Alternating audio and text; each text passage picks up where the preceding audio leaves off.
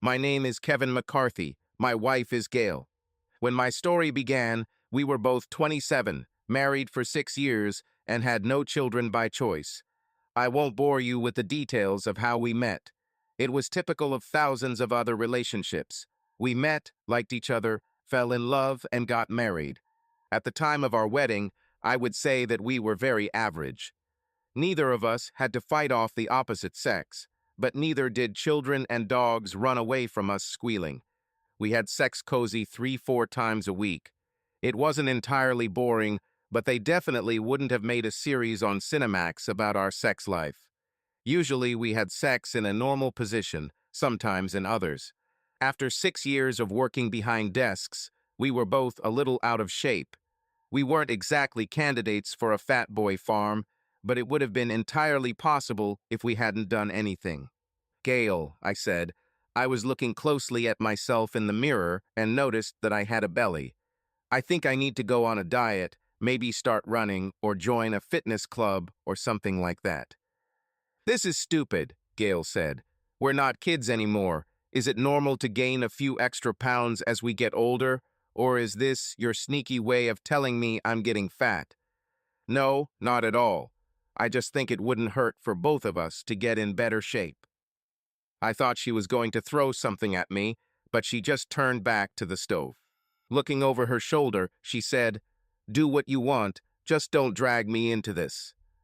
Unfortunately, there was nothing I could do to help her help us eat healthier. The best I could do was cut out her high cholesterol breakfasts, eat salads for lunch, and reduce my dinner portion. I started running and joined a fitness club. I tried again to get Gail to join me, but she still refused, and not very politely. This was hard. I never played organized sports, only played basketball or softball occasionally, and the only running I practiced was when I had to catch the bus. The gym was a completely different matter. It was like entering another world. I was confused by all these strong bodies and didn't even know where to start. Julie, one of the staff, was very helpful. She showed me the different machines, how to use them, and what parts of the body they worked. She convinced me not to be embarrassed that not everyone started out with a strong body. One of the discoveries for me was that I like to run. Getting out into the fresh air, just going with the flow, I find that running clears my mind.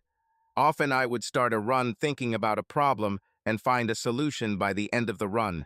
It was a little frustrating at first. I was exhausting myself with little results. Suddenly, it was like a dam breaking. I could have done one more set, or I had more strength at the end of my runs. I started to notice a difference in my body. One strange thing I noticed was that as I got into better shape, Gail became less and less interested in sex. I would have thought that my more attractive body would have turned her on, but instead she seemed to feel somehow threatened by it.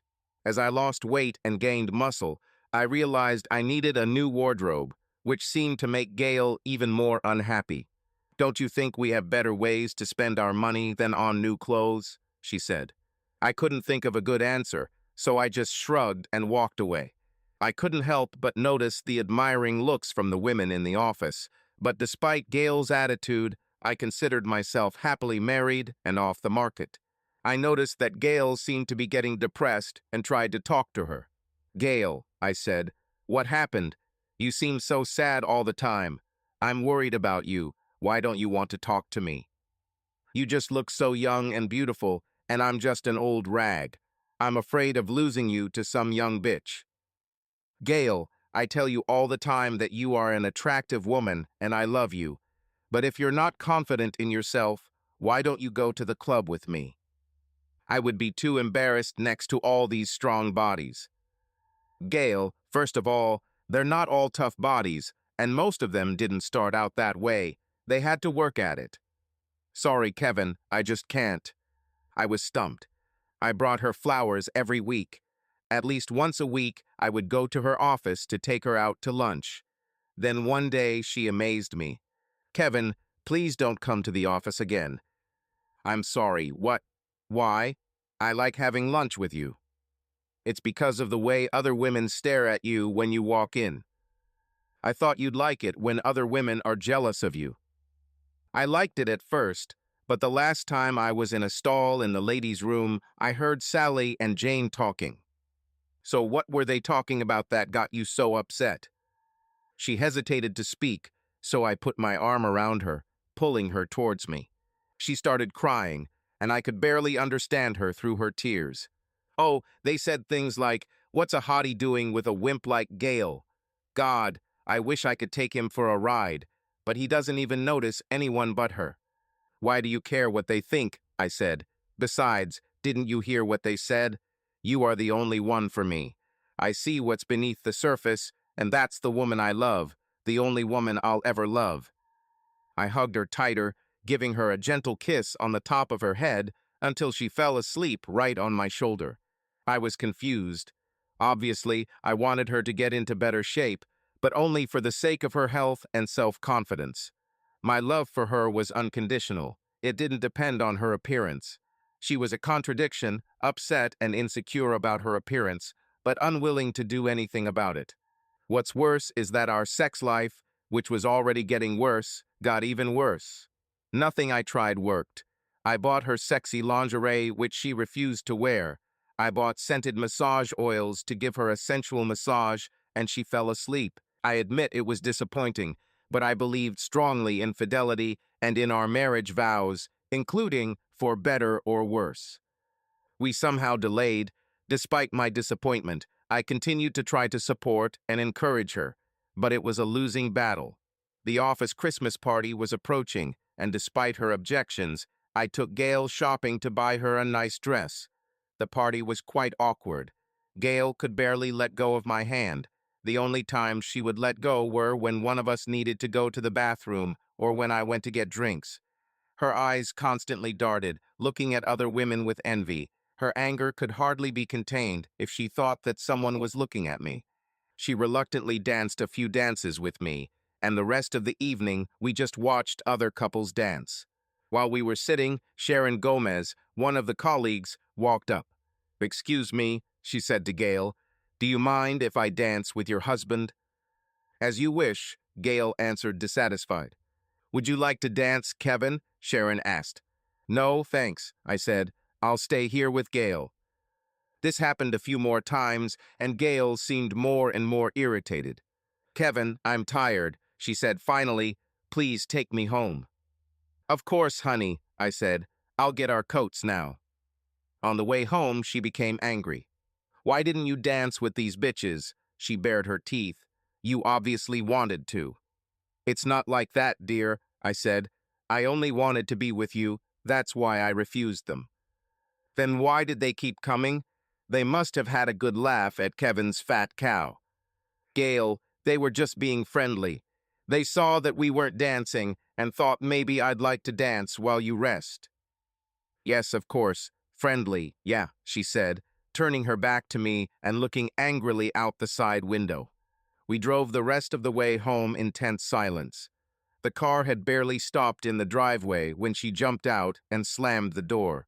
She was in the house, slamming the front door before I could even get out of the car. Even though I had the keys to the house, I was glad that at least she didn't try to lock me from the outside. If I thought our sex life was bad before, it was about to go into deep freeze. Any attempt at intimacy was resolutely rejected. When I joined her in bed, unless she was already facing the wall, she immediately turned her back to me, and if I tried to press against her, she roughly pushed me away. I stopped trying to get her to eat healthier and exercise, but despite my forced abstinence, I refused to look for other partners, although I had many opportunities. I didn't know it at the time, but despite my best efforts to convince her that I still loved her and found her attractive, her low self-esteem caused her to seek solace in the arms of other men. I still don't know how long she cheated on me, but I finally caught her and her reaction was not at all what I expected. Despite her request not to come to her work anymore, I bought flowers and decided to invite her to lunch as a surprise. Well, it was a surprise, but not at all what I expected. As I approached her office, I heard the usual office hubbub, but as soon as I entered, it stopped. I saw that Gail's desk was empty and looked around the office looking for her. One of her colleagues, Sally Cohen, motioned me with her eyes towards the boss's office at the back of the office. I headed towards the closed door, and the sounds I heard immediately made me aware of what I would find. I struggled with myself, but in the end I decided that I had to see everything with my own eyes, and I opened the door. I can't imagine why it wasn't locked. Maybe they didn't care. As much as I thought I was prepared, nothing could have prepared me for what I saw. She stood over the boss's desk, her eyes closed, her shirt and bra pulled up and her breasts hanging down. Her skirt was hiked up to her waist, and she was not wearing panties. She cried, take me harder." When I dropped the flowers, the vase broke on the floor. They both looked up, surprisingly showing no shame at being caught as Gail added insult to injury. "Well, you finally got me," she said mockingly. "Now you know what it's like." "What are you talking about?" I asked. "What does it feel like?" "Being deceived, of course," she said. "Did you really think I was stupid enough to believe you weren't sleeping with those gym bitches?" "But I didn't cheat. What made you think that?" "Well, you definitely don't satisfy me at home." "Only because you won't let me, but I take our vows seriously and would never change. I would ask you to provide evidence, but I know you don't have it because nothing happened." Gail just looked at me silently, then said, "Keep going, John." John stood there in disbelief for a moment, probably wondering if I was going to hit him, then began to slowly continue. I turned and walked out of John's office with my head down. I didn't even try to close the door. They didn't care, so why should I? Sally caught my eye and whispered, "I'm sorry." I nodded in gratitude as my tears began to flow, and I left the office as quickly as possible. I was lost. I loved Gail with all my heart, even when she pushed me away. One thing I was not going to do was tolerate her infidelity. The situation had reached a climax, and the future of our marriage was in doubt. I tried everything I knew. There will be no more passive drifting with the flow. I went back to my office, but I hope I wasn't working on anything important, because I had absolutely no idea what I was doing. I came home, grabbed a beer, and sat in the darkened living room, taking only a few sips until the beer was warm. Gail entered, this time much more reserved than the last time I saw her. "Kevin," she said, can we talk?" "What's the point?" I asked. "You made your position clear." I watched as she mentally went through all the usual cheater excuses, realizing she had nothing she could say, then sat down heavily with her head in her hands. I left her there and went to the closet in the hallway, took out suitcases and bags for clothes. As I dragged them past her into our bedroom, she stood up and followed me. I started throwing things from my dresser drawers into suitcases. "What are you doing, Kevin?" she asked after about 3 minutes of my silent packing. "I'm leaving, at least for a while. I've put up with your bullshit for months. I tried to support you and be attentive. I never complained when our love life fizzled out. But what did I get in return? Accusations of cheating while you cheated on me. Are, are you going to divorce me?" "Honestly, I don't know. God knows I should. It sure would be fair. But God help me, I still love your worthless ass. I definitely can't stay here. Do you have my phone number? In the meantime, I suggest you take a good look at yourself. Maybe seek professional help." With that, I saw her anger return. "What, are you saying I'm crazy?" she exclaimed. "I don't know," I said. "It's beyond me, but you certainly weren't being very rational." As I turned to leave, I heard her cry, "Please don't go." I hesitated for just a moment, then walked towards the door, closing it behind me. Was I closing the door on my marriage? I didn't know, but ultimately it was in Gail's hands. I found a decent hotel for an extended stay that wasn't too expensive and sat down to take stock of the ruins of my marriage. Gail sent many text messages, emails, and voicemails. I read or listened to them all, but there was nothing in there that really changed our basic situation. I threw myself into work. Several people knew about my situation, so soon the whole office knew. Not even a day had passed before some lonely and not so lonely women started creeping up on me, but I wasn't ready for that yet. At the end of the week, I sent her an email with a list, not really demands, but suggestions of things she should consider, not only to get me back, but to improve her own life, with or without me.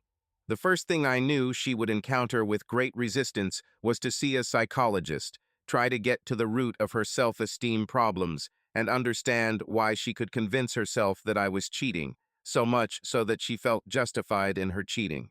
I thought the second might cause an even worse reaction, lose weight and get in shape. I made it clear that this was not because I thought she was fat or turned me off with her weight, but for her own health and self-respect. I didn't expect her to accept it, but it was the truth.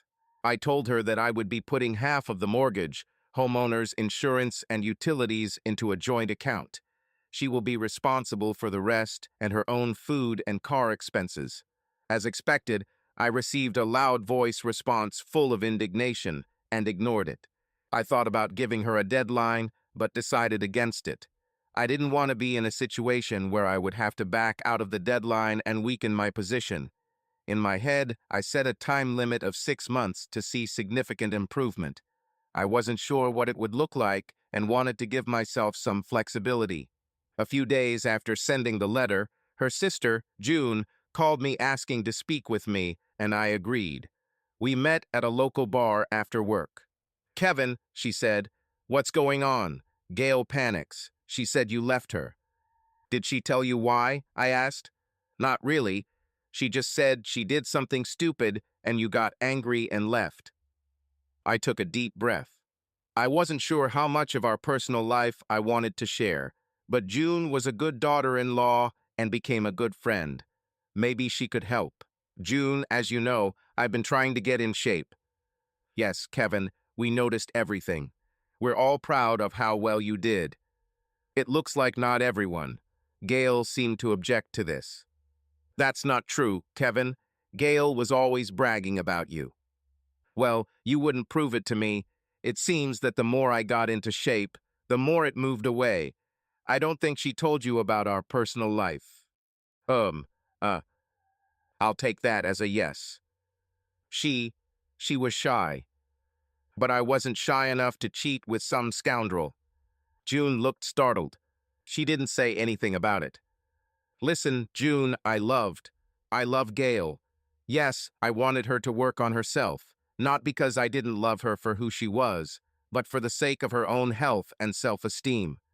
Instead, she pushed me away more and more, was irrationally jealous, and baselessly accused me of cheating.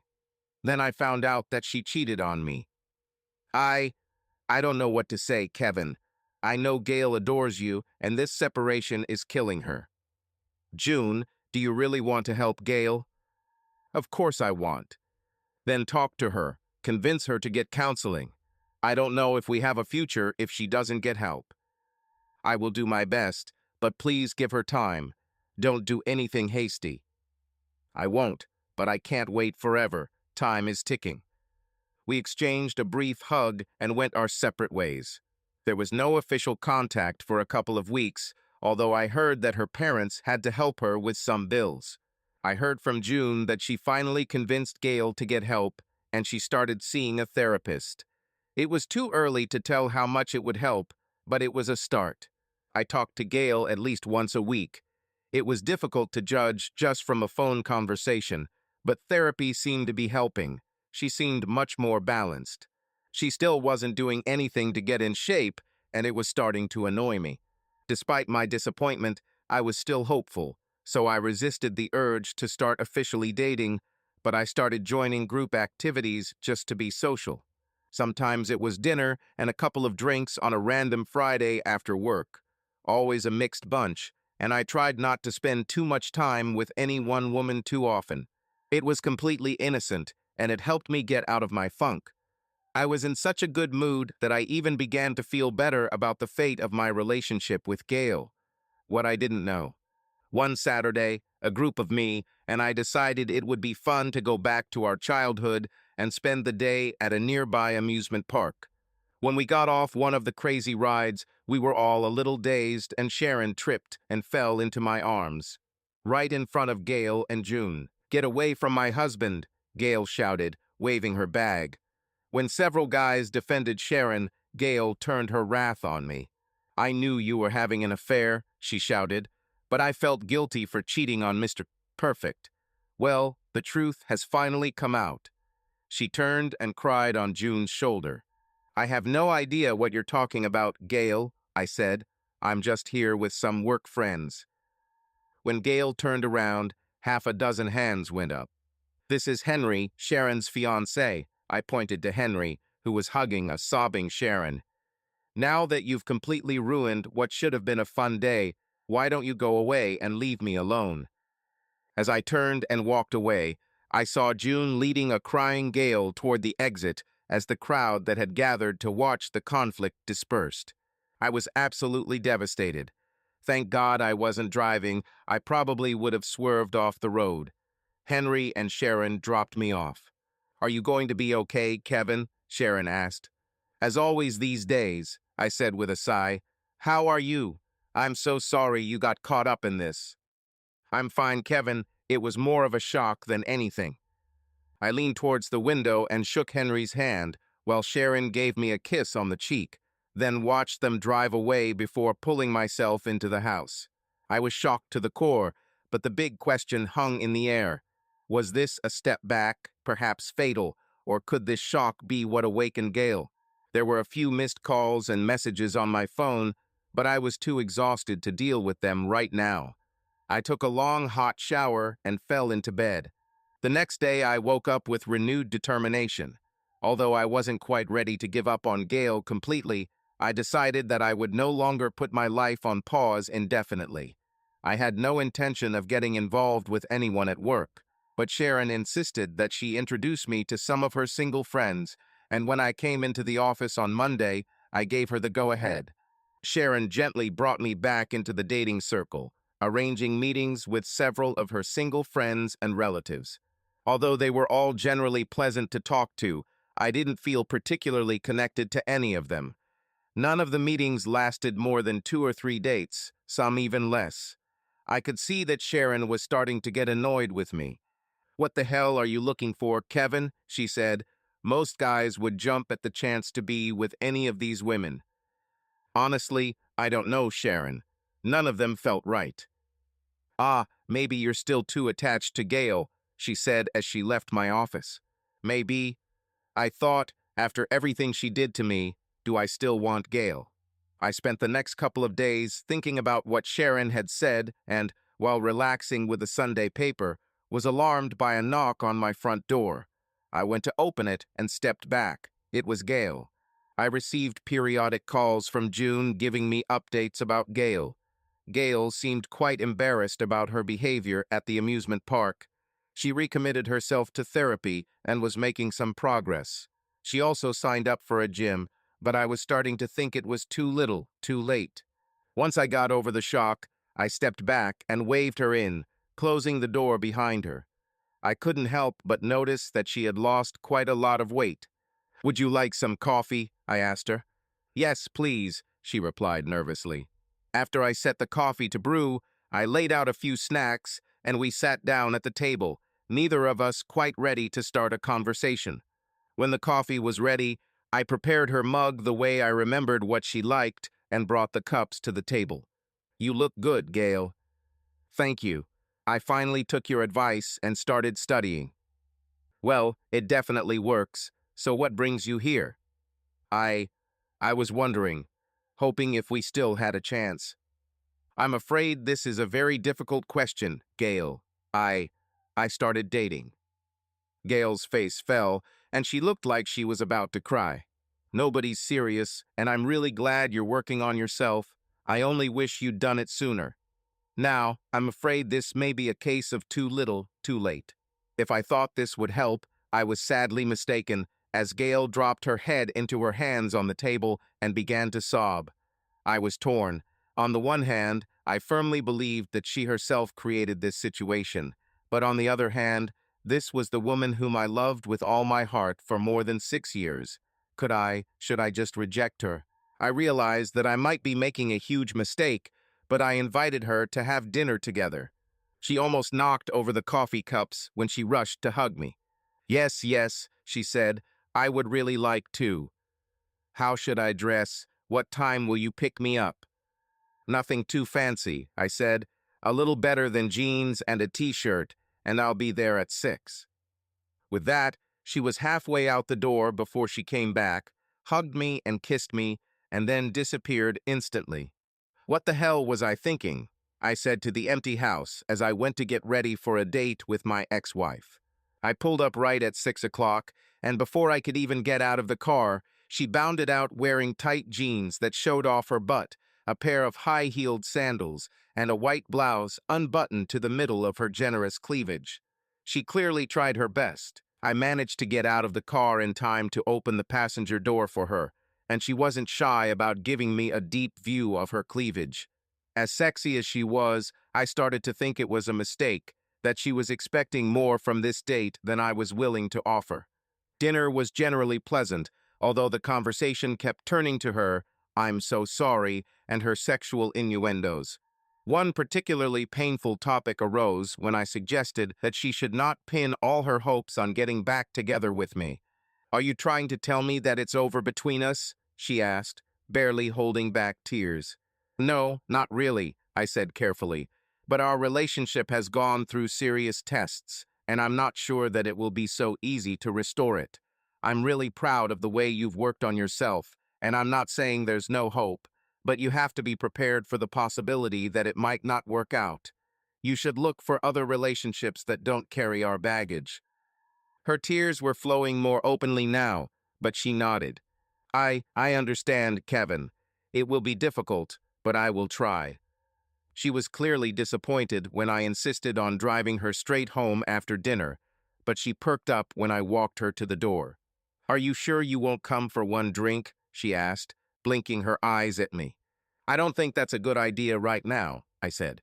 She wrapped her arms around me, pressing her still impressive breasts against my chest, trying to kiss me like she wanted to pull out my tonsils. As she pressed her thigh against my groin, eliciting the expected reaction, I was able to muster enough strength to gently push her away. "Very impressive, Gail," I said with a smile as I ran to my car and headed home. I still wasn't sure the evening wasn't a huge mistake, but time would tell. I decided it was best not to tell Sharon about my date with Gail when she walked into my office Monday morning and closed the door. "So," she said, "did you finally get your head out of your ass?" "Good morning to you too, Sharon." "Don't be smart, Kevin. I have a special friend for you, and I don't want you to ruin it. I won't bother if you don't think you can give her a chance." "It's not fair. I gave everyone a chance. It just didn't work out." "Well, we'll see," she said. "Don't plan anything for Friday night." I stood up and saluted. "Yes, ma'am," and she showed me the fig as she left my office.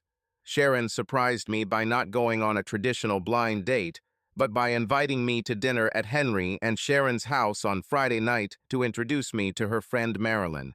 She wisely decided that this would help avoid the awkwardness of the first date.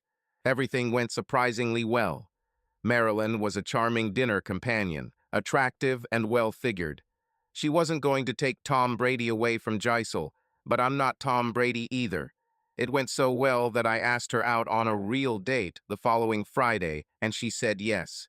I returned home feeling more secure than I had in a long time. When Sharon walked into the office on Monday, she was almost sparkling with excitement. She had lunch with Marilyn on Sunday, and apparently I passed her test as well, which isn't surprising considering she accepted my date, but apparently I passed more than just a pass, but excellent. I was as nervous as a high school student when I walked up to Marilyn's door holding a bouquet of flowers. If I had found her attractive at Sharon's house, now when she opened the front door, I was struck by the sight before me. She was wearing a relatively modest little black dress with shoes that, while not exactly CFMP, still showed off the shape of her legs nicely. "These flowers are beautiful," she said, inviting me inside with a warm hug as she searched for a vase to display them. She placed the flowers on the coffee table, wrapped a shawl around her shoulders, and we headed to my car. Over dinner, it felt like it hadn't been a week since we'd spoken at Sharon's, although the conversation had become much more personal. She listened sympathetically to my sad story and then told her own. I've been engaged twice, she said. Both times they cheated on me. The first time because I didn't want to sleep with him. I promised my parents I would save myself until marriage. He said he understood and respected my decision. This continued until I caught him in bed with my best friend. He looked over his shoulder at me, seeing my tears on my face, and laughed at me. The bastard was really laughing at me. You weren't thinking, in fact, I can do without this for 6 months, right? He said, and then proceeded to have her right in front of my eyes. I threw him the wedding ring and ran outside. It took me a year before I could start again meet. Once I did this, it was a long time before I could start again trust.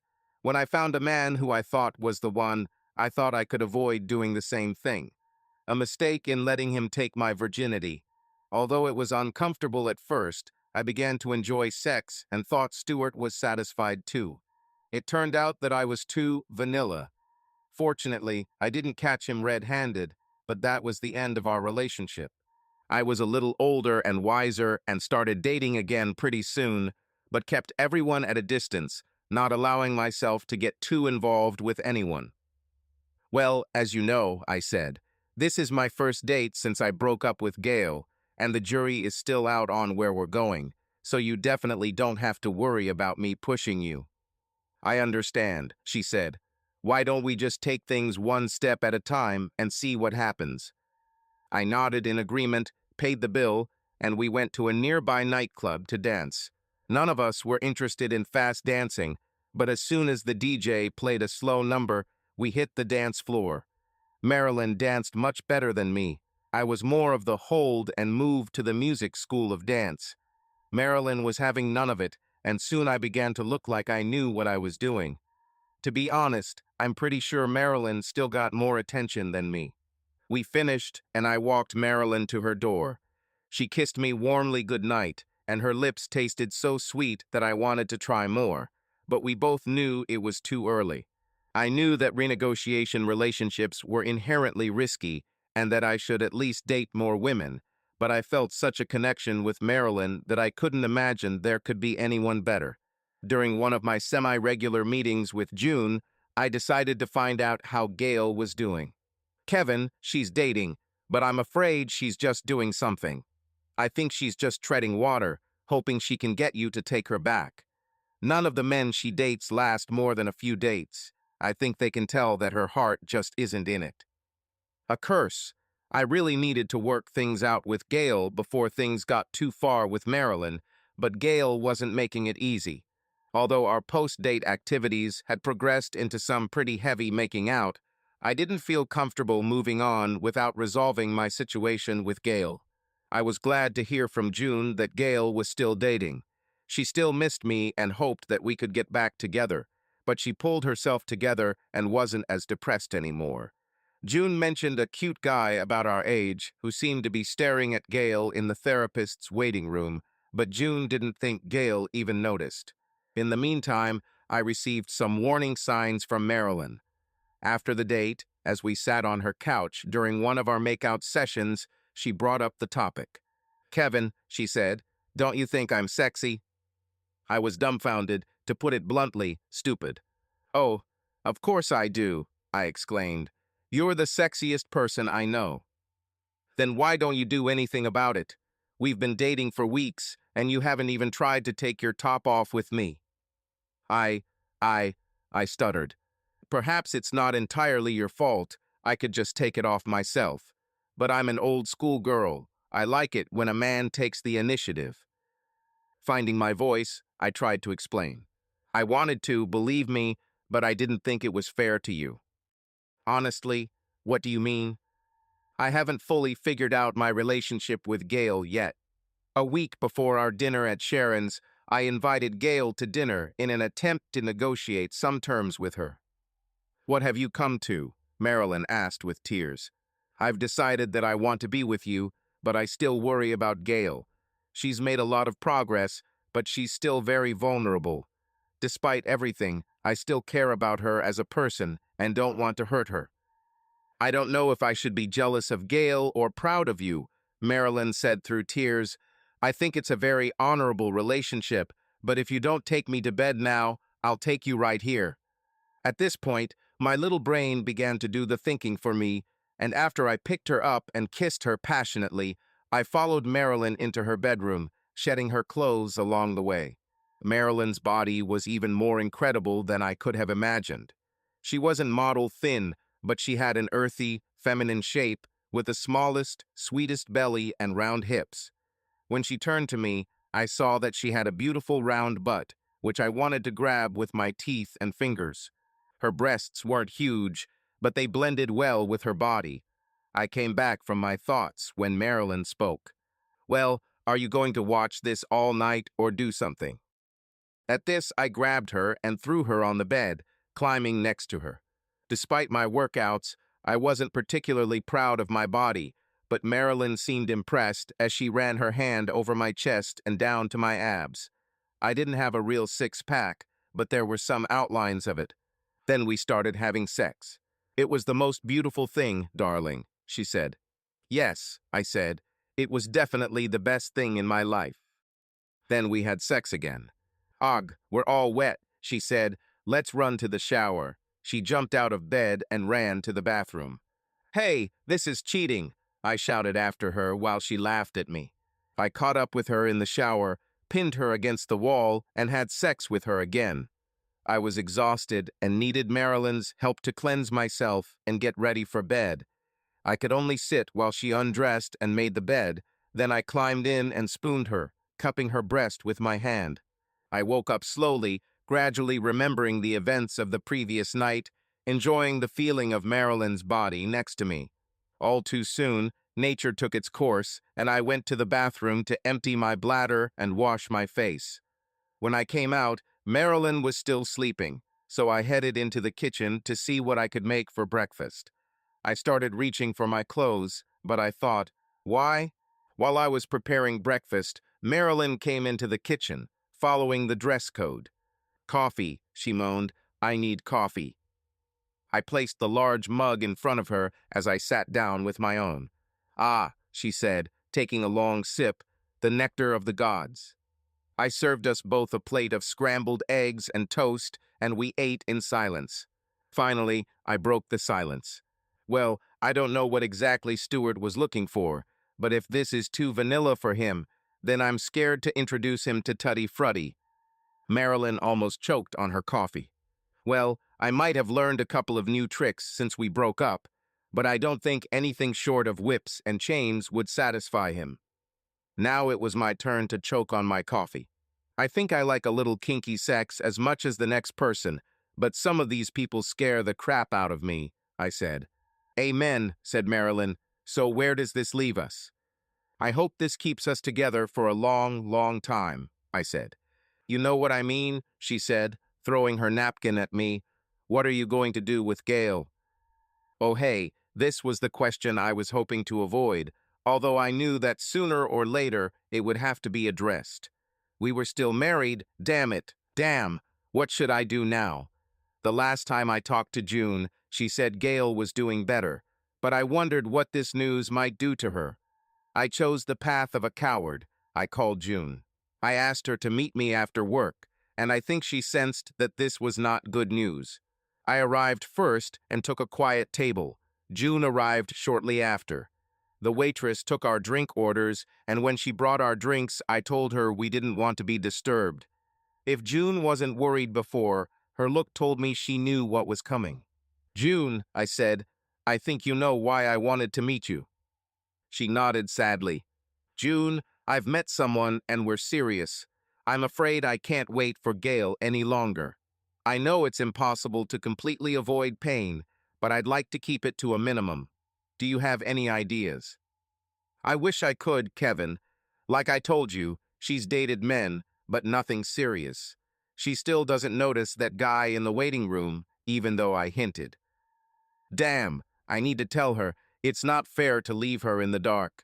Do you think you could get me a meeting with her therapist? Maybe she'll have some ideas. I'll try, but I don't know how much she can help, given the privacy rules. I understand, but I can't think of anything else.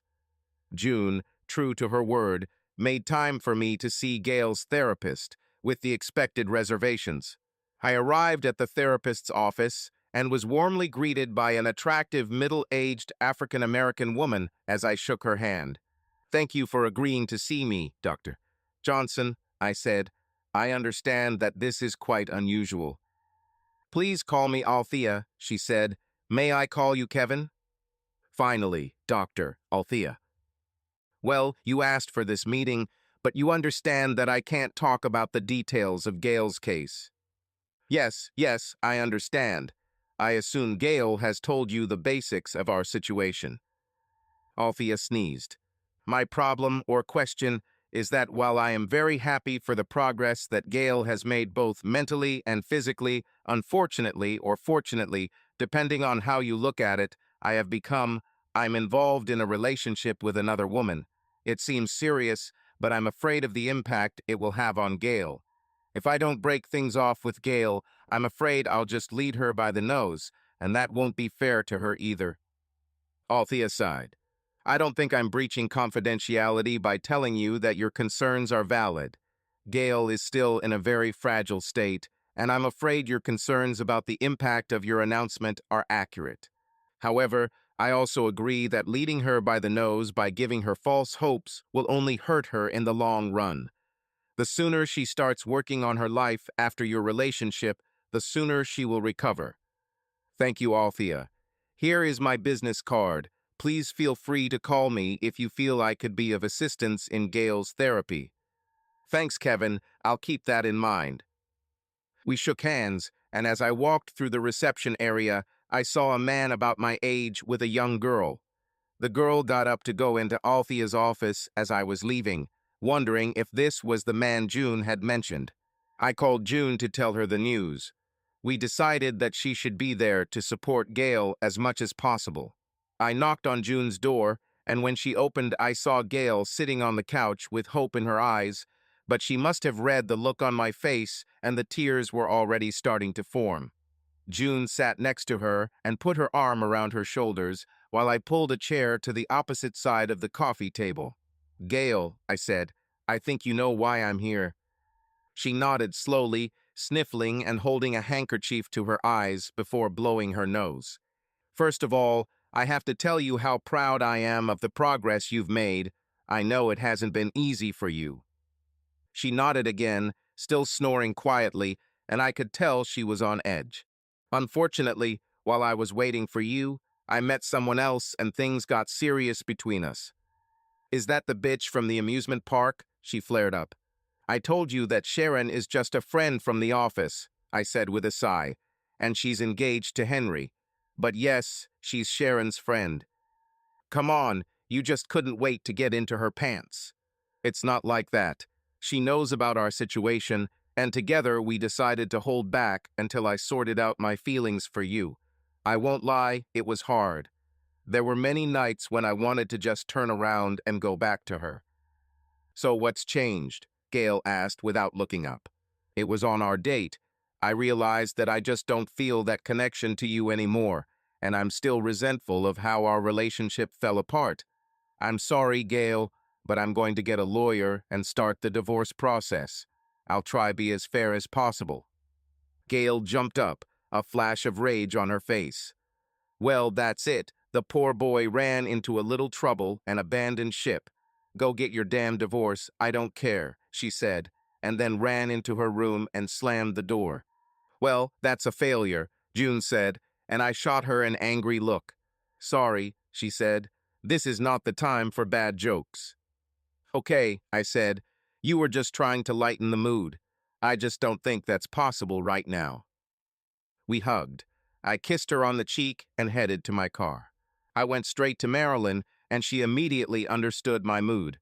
"I guess it didn't go very well?" she asked. "That's putting it mildly," I said, falling into her arms and starting to cry as she rubbed my back. I just lay down on the bed. Marilyn pressed her back to me, wrapping her arms around me as if protecting me, and I fell into a restless sleep. Marilyn and I settled into a comfortable rhythm as the divorce worked its way through the courts. We haven't lived together yet. We told ourselves it was because of our leases, But in reality, it was because we didn't want to rush or complicate the divorce. Luckily, Gail didn't resist. According to June, she retreated to her world. She was still seeing Althea, but didn't seem to be making any real progress. Marilyn and I were still exploring each other in the bedroom. It wasn't always as wild as the first time, sometimes even wilder. Often it was soft and gentle. Sometimes we didn't have sex at all, just held each other close. It may seem cruel, but I began to think about Gail less and less, usually only when the divorce reminded me of itself. The next time I saw Gail was when the divorce became official. Despite my misgivings, Marilyn went with me.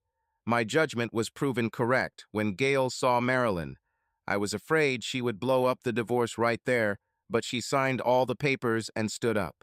Standing at the door, she said, "So this is that bitch. I hope she treats you the way you deserve."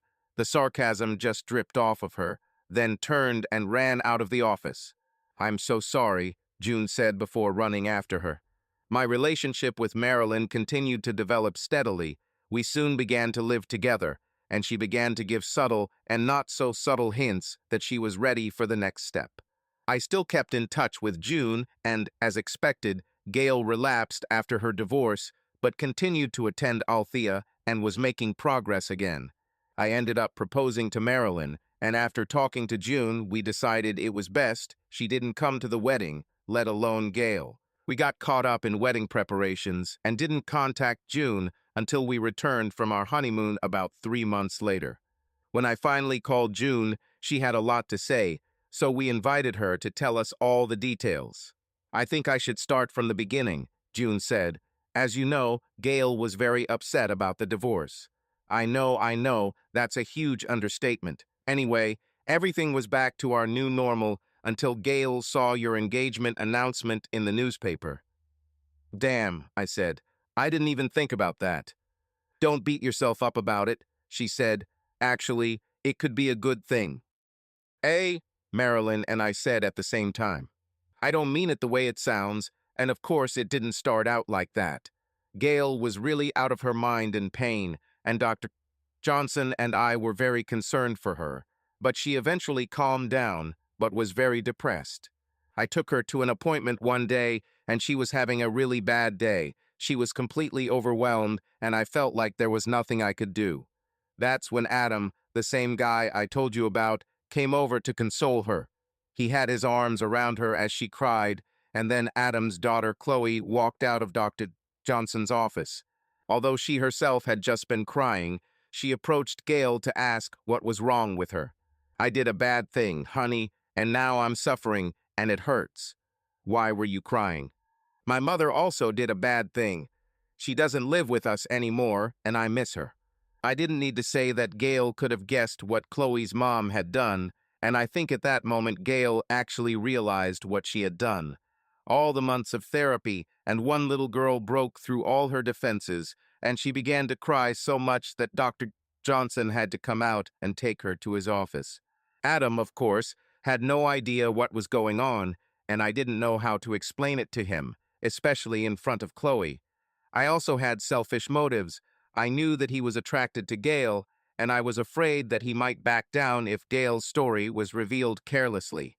Gail left the appointment early, too upset to continue the session. Little Chloe looked at her so sweetly and said, "My daddy always takes me out for ice cream after the doctor's appointment. Do you want to go with us?" Gail tried to refuse, but Adam convinced her to go. He also invited me, but I refused, asking him to please give Gail a ride, and he agreed. About an hour later, Adam pulled up, and the three of them walked up to the entrance, Gail and Adam holding Chloe's hands. When they reached the door, Gail smiled a real smile for the first time in months, thanking Adam for the ice cream, and Chloe hugged Gail's legs. After Adam and Chloe left, Gail walked in, and I swear she was glowing. "Someone clearly had a good time," I said. "Well, damn it," she said, "it's just ice cream." "Well, keep telling yourself that, maybe you'll even believe it," and I left. Gail and Adam have been on a few dates since then, and I've rarely seen her this happy. She didn't even notice when your wedding date passed. I've been babysitting Chloe, and she's just an adorable little girl. She's a really good influence on Gail. She really helped Gail see the pain of infidelity, and they could comfort each other. The only problem is that Gail hasn't told Adam what she did yet. I think he's suspicious, and I think he's actually dealing with it, but he needs her to open up about it. I talked and told her about this, but she is afraid. Maybe you can talk to her. Do you really think this is a good idea? We didn't break up on the best terms. I know, but who better to emphasize the value of honesty in relationships? I see your point. Let me think about it, okay? Yes, Kevin, of course, thank you. I discussed it with Marilyn, and although she was absolutely in favor, I had my doubts. After being persuaded by June and Marilyn, I reluctantly agreed and stopped by June's after work. Gail walked in with a big smile on her face until she saw me. Then all the joy disappeared from her face. "What is he doing here?" she asked bitterly. "Relax, Gail," June said. "I asked him to come." "And why did you do this?" "Maybe I can explain," I said nervously. "Yes, I suppose you can." I sighed. Maybe it really wasn't the best idea, but I felt like I owed Gail for all the good times. "Gail, June told me about you and Adam." Gail gave June an angry look. "So why are you here, going to tell him about the evil sinner, once a cheater, always a cheater?" "No, not at all. I'm here to encourage you to tell him." "What?" she cried. "Have you completely lost your mind? Do you want me to give up the best thing that ever happened to me?" The hidden meaning of her statement did not escape me. "No, I don't want you to give this up, but if you enter into a relationship without complete honesty, you risk losing everything. I understand that I may be the last person whose advice you would want to listen to, and I understand that. Why don't you talk to Dr. Johnson and see what she says?